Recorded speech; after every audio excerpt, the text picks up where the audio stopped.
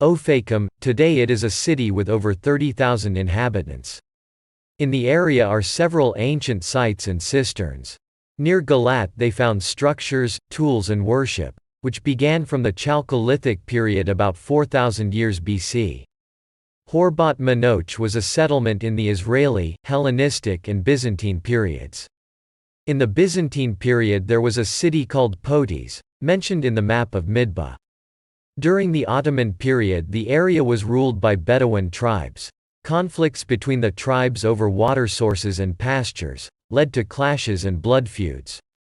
The Turks, in order to regain control, in an attempt to restore order and settle the Bedouin, built the Potish fortress in 1894. In the first years after the establishment of the State of Israel, the region was inhabited. In 1949, Moshev Galat was founded by Jewish immigrants from Tunis and North Africa. Moshev Tifra was established by Holocaust survivors from Hungary and Central Europe, after which immigrants from Morocco were added. In 1950, a Moshev of Paduim was established by Jewish immigrants from Yemen.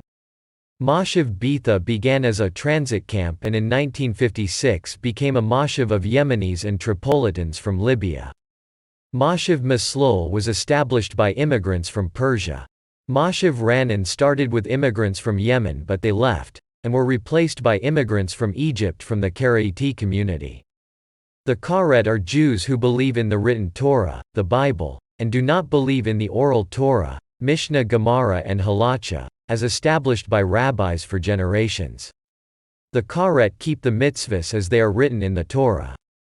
Moshev Potish was established by Jewish immigrants from Kurdistan. In 1955 was attacked by terrorists while there was a wedding. 1 woman was killed and 18 were injured.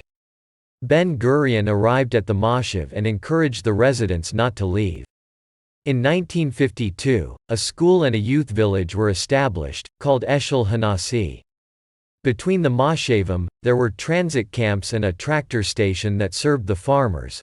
The residents began to work on construction and slowly the new settlement of Ofakim grew, while more and more Jewish immigrants continued to arrive. Most of the inhabitants were from Morocco and North Africa as well as Egypt from India and Europe.